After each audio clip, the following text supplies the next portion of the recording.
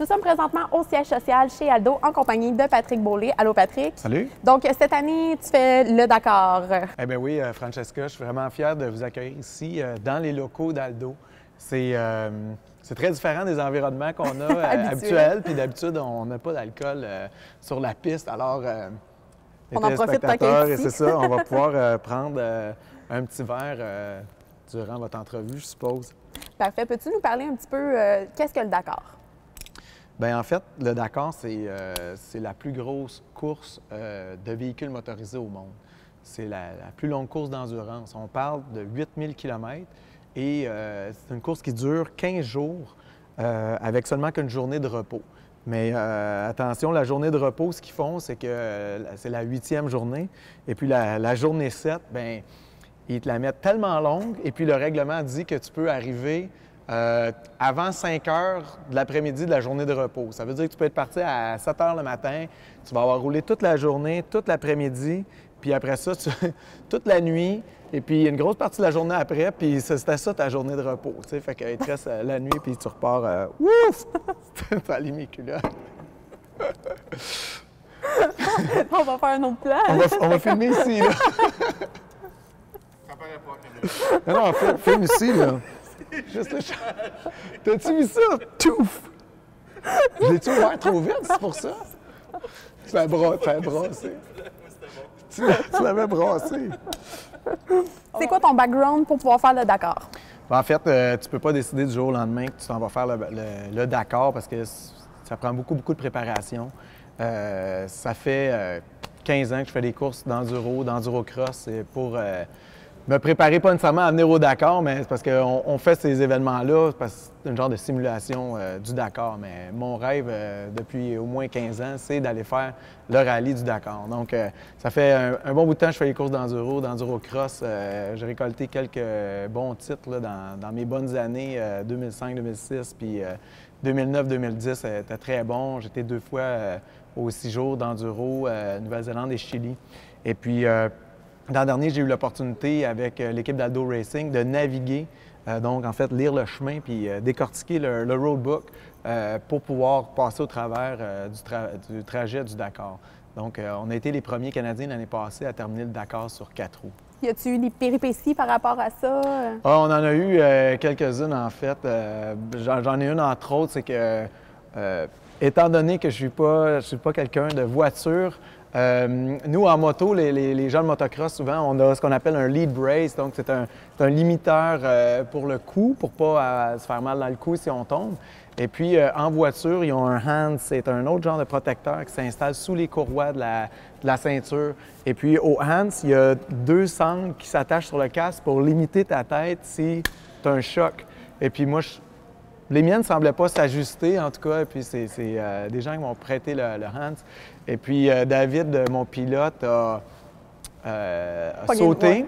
Et puis, de l'autre côté, il y avait une dune. Et puis, on est arrivé directement dans la dune. Mais au moment que j'étais après soi lui parler, et puis là, j'ai eu vraiment un bon whiplash dans le cou. Puis là, on continuait. J'avais tellement mal au cou. Au début, bien, j'ai lâché une main, j'étais dans le roadbook. Après ça, j'avais le roadbook, ses jambes. Là, je tenais mes mains comme ça. Puis, à un moment donné, David, il dit ça va-tu? Parce que lui, il regarde en avant, il voit pas trop ce qui se passe. Là, je dis, on n'a plus le choix. Là. Il faut vraiment arrêter. Puis je trouvais ça tellement stupide de dire, parce que ça me faisait tellement mal. Moi, je voyais seulement que l'abandon, il faut que ça faisait mal. Et puis on a regardé si on avait des inflammatoires. On pensait on n'avait pas dans le camion. Il restait 300 km à faire dans des bosses. Et puis là, on a eu l'idée de sortir un rouleau de duct tape. Et puis là, on a tout tapé mon casque sur le hands comme ça. Puis après, on a tapé de même pour que ça bouge. Et puis on était gelé là. Et puis là, bien, mon cou, il bougeait pas. Donc, fallait que je lève le roadbook pour voir. Mais au moins, j'avais plus mal au cou. Et puis, sauf que j'avais vraiment mal dans les épaules à tenir le roadbook. Et puis là, l'organisation est bien faite. Il y a des traitements là-bas. Puis après 3 jours, j'avais plus mal au cou, mais je me suis tapé une intoxication alimentaire. Fait qu'au lieu d'avoir du duct tape, ça prenait un sac dans le camion. Nous, cette année, on a décidé de t'acheter un rouleau de duct tape. On s'est dit qu'au moins, s'il arrivait quelque chose cette année, tu aurais ton duct tape. Super, merci beaucoup. Donc, niveau de la préparation, tu as quoi comme équipe derrière toi qui fait que tu peux aller jusqu'à la ligne du Dakar? Parce que c'est quand même une grosse organisation à faire comme préparation. Exactement. Bien, en fait, j'ai toujours fait mes affaires solo et puis tout le temps ramasser mes commanditaires, ramasser, courtiser les commanditaires et puis entretenir ma moto, préparer ma moto, l'entraînement. J'ai toujours fait ça tout seul. L'ampleur du Dakar est immense et puis je regrette tellement pas mon choix d'avoir décidé de demander à des gens de m'aider. Et puis c'est ce que j'ai fait. Donc dès le départ, j'ai demandé à un gars qui puisse m'aider à trouver les commandites. Puis lui travaille à commission. J'ai une autre personne qui est là, qui se charge de mes communiqués de presse, qui est Flanny Media. Donc on peut le retrouver en ligne. Ensuite de ça, j'ai le commanditaire principal qui est Aldo, mais c'est pas seulement une commandite monétaire, c'est vraiment un support incroyable au niveau de la coordination et tout ça. Puis en plus, regardez, on est ici, c'est encore une opportunité. Là, 3 semaines, on a fait une grosse levée de fonds. Ils m'ont dit, on a une salle multifonctionnelle. Si tu veux, tu peux utiliser la salle. Donc moi, j'étais super content. La cerise sur le Sunday, c'est qu'il y avait une équipe de 3-4 personnes de leur département d'événements spéciaux qui est là. Bien, as-tu besoin des nappes? On va s'occuper de ça. On va te faire une imagerie pour ton bar. Puis, fait que, tu sais, c'est fou comment il y a des gens qui ont embarqué là-dedans, qui m'ont aidé. Puis je peux pas oublier ma copine aussi, Frédéric, qui s'occupe vraiment du branding du projet, donc un peu l'image de ce que le Dakar Challenge Patrick Beaulieu va avoir l'air. C'est quoi la préparation qu'il faut pour pouvoir se présenter au Dakar?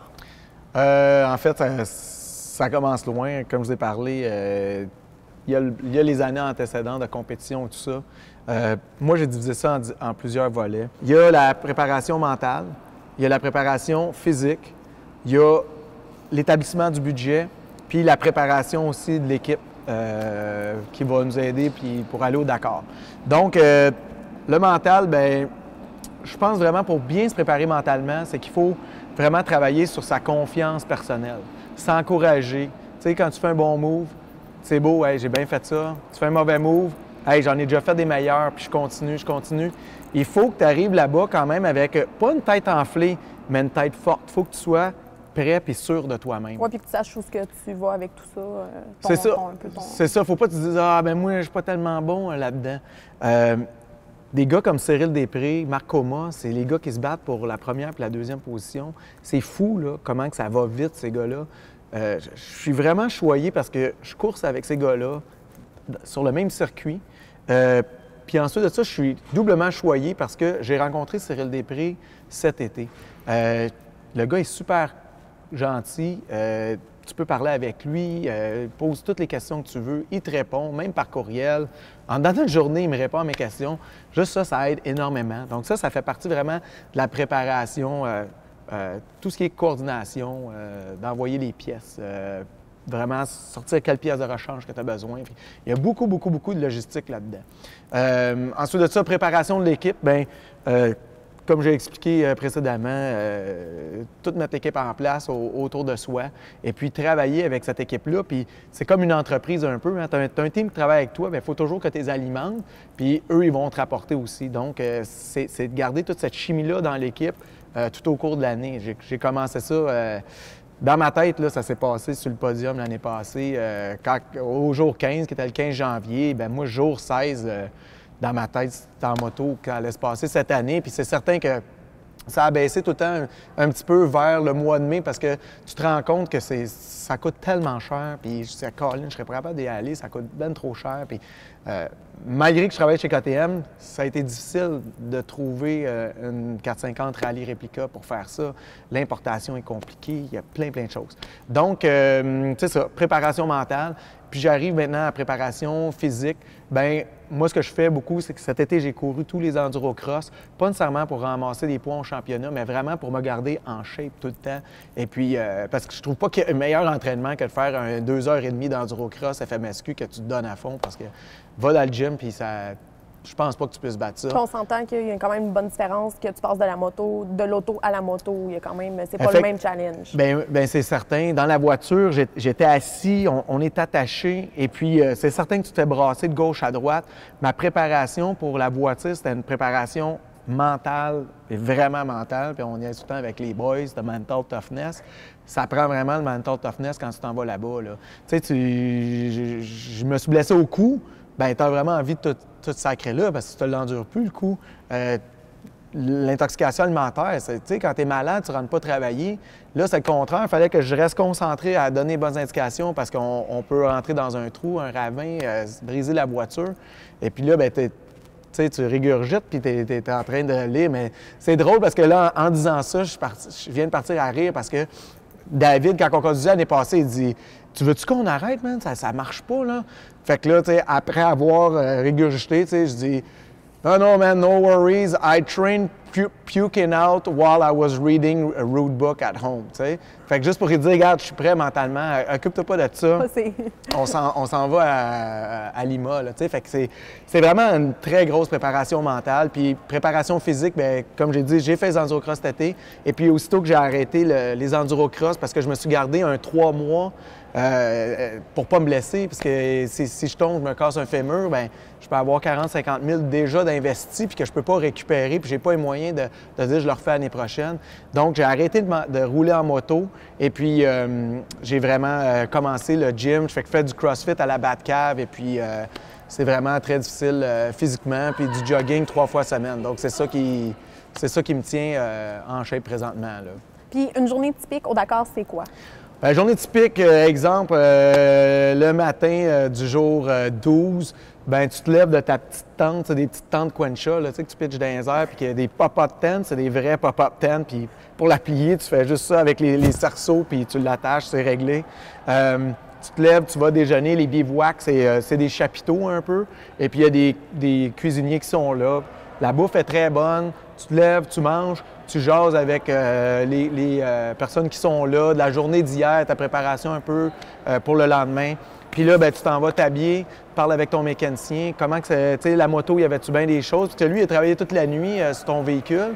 Et puis, pour que tu sois capable de partir le ben, il va te mettre matin. une mise à jour. S'il est couché là, quand que toi, tu te lèves, là, c'est parce qu'il a fini la moto, parce que sinon, il n'y a pas d'affaire à se coucher. Là. C'est pas on s'en reprendra demain, il est trop tard. Ouais, fait que lui, il va te donner un update un peu. Tu t'habilles, tu te prépares, tu t'assures que ton camelback il est plein. Et puis là, tu diriges vers la ligne de départ une dizaine de minutes avant. Et puis là, ils vont laisser partir les compétiteurs un à la minute. Et puis là, tu t'en vas habituellement sur une portion de route, tu vas avoir des chemins de gravier.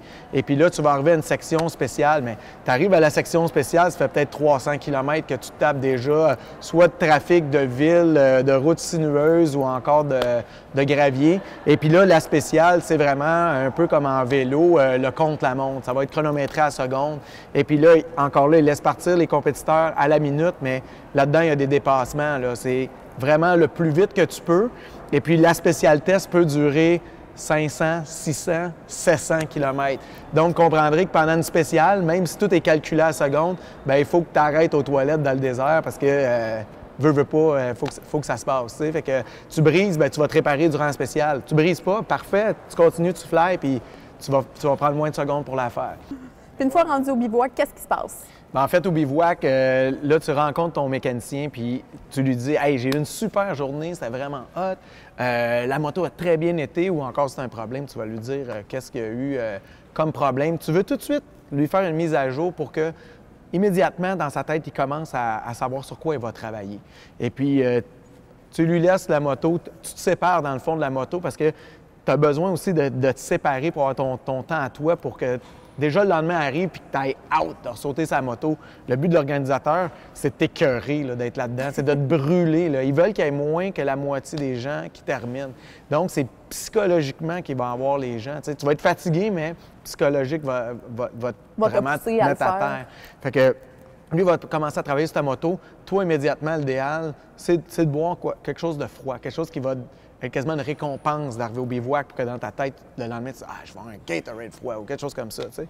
Et puis, tu t'en vas manger. Lui, il a préparé ta tente, il te l'a monté, il a mis ton sleeping bag dedans. Tout est prêt.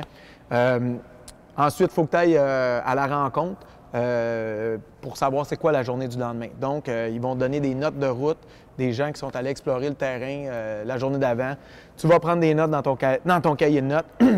Et puis là, après ça, tu as ton route book à préparer pour le lendemain. Puis le roadbook, bien, ça peut prendre entre 1h15 et 3 heures à préparer ça. Puis c'est du découpage, puis du recollage. Puis après ça, tu mets des couleurs sur tes tulipes pour vraiment, quand que tu roules en moto, bien, que tu ne sais pas comme « Ah, c'est quoi ça déjà? » Tu sais, tout de suite, tu as des codes de couleurs. Tu sais, je donne un exemple de code de couleur. S'il y a une courbe à droite et puis que je la mets verte, ça veut dire que la courbe à droite, je reste sur le même chemin. Donc, la route, elle va faire la droite, et puis le chemin qui continue tout droit, c'est peut-être juste une entrée de maison ou une petite trail. Ça veut dire que là, je sais que on appelait ça un green right. Ça veut dire que j'ai pas trop à me concentrer, je suis la route. Mais si, par contre, pour le même type de tulipe, j'ai mis du bleu sur la courbe, bien, on appelait ça un blue right l'année passée, mais un blue right, ça veut dire, attention, la route principale va tout droite, mais toi, tu devras tourner à droite. Fait que tout de suite, avec les codes de couleur, tu sais, si je vois un bleu, ça veut dire comme... sois vigilant un peu plus, t'sais. Fait que des choses comme ça. Ils vont mettre des points d'exclamation. Un point d'exclamation, c'est un danger 1, 2, 3, 4. Bien, en auto, on ne marquait pas les dangers 1 parce que notre voiture était très performante au niveau de suspension. En moto, je ne marquerai pas les 1 ni les 2. J'ai parlé avec bien des gens, ils disent tu ne marques pas ça, un danger 1, un danger 2, tu marques juste un danger 3 puis un danger 4. Des choses comme ça. Tu vas te mettre des notes, tu vas aller voir ta spécialité, ça finit là. Tu vas redérouler ton roadbook.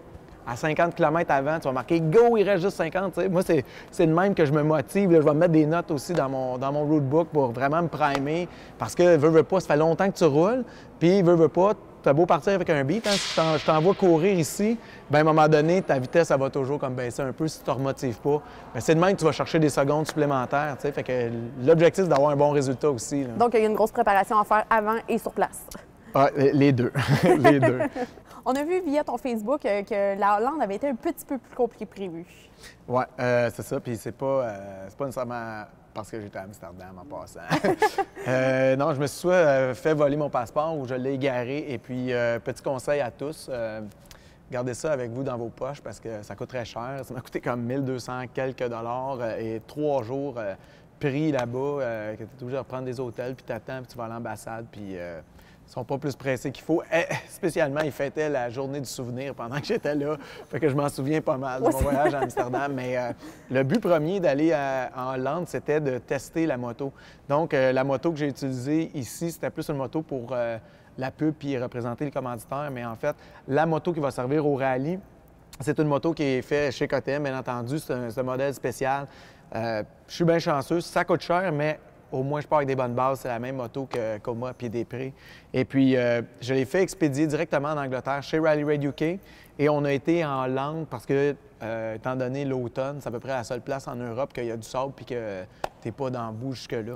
Donc, on a été testé là-bas. Puis j'ai vraiment été tellement surpris de la moto. De toutes les motos que j'ai roulées, j'ai jamais vu quelque chose de semblable.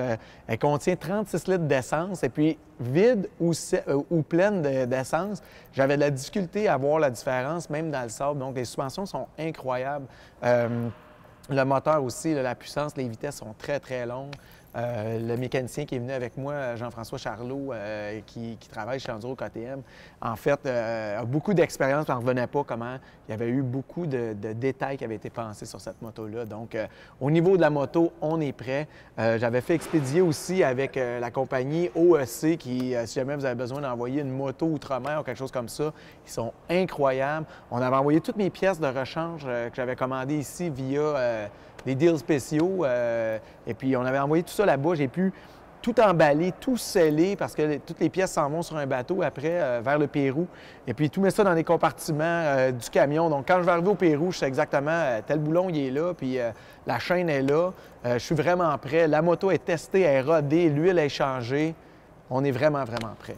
Les gens qui veulent t'aider à participer au Dakar, qu'est-ce qu'ils font? Bien, en fait, ça peut paraître vraiment du plus petit niveau, c'est d'acheter 1 km du parcours, ça coûte juste 2 $. Donc, vous pouvez venir me rejoindre sur la page Facebook, juste à taper Beaulé Dakar. Et puis, il y a un système de levée de fonds, donc vous pouvez acheter des kilomètres à 2 $. Il y a des package deal et puis ça va jusqu'à 500 $ pour avoir votre nom à côté d'une étape. Et puis, il y a aussi les T-shirts qu'on vend en ligne. C'est 20 $. On ship partout. On en a vendu en Hollande, au Mexique, en Australie. À date, avec Facebook, ça va très, très bien.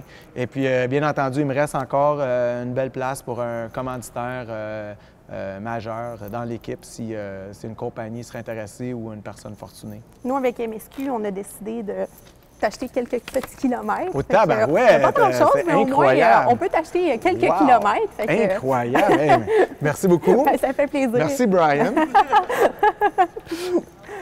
Donc, on te souhaite la meilleure des chances et on va te suivre via Facebook et via MSQ. Merci beaucoup, Patrick. Merci beaucoup. C'était Francesca Lévesque pour motorsportquebec.ca.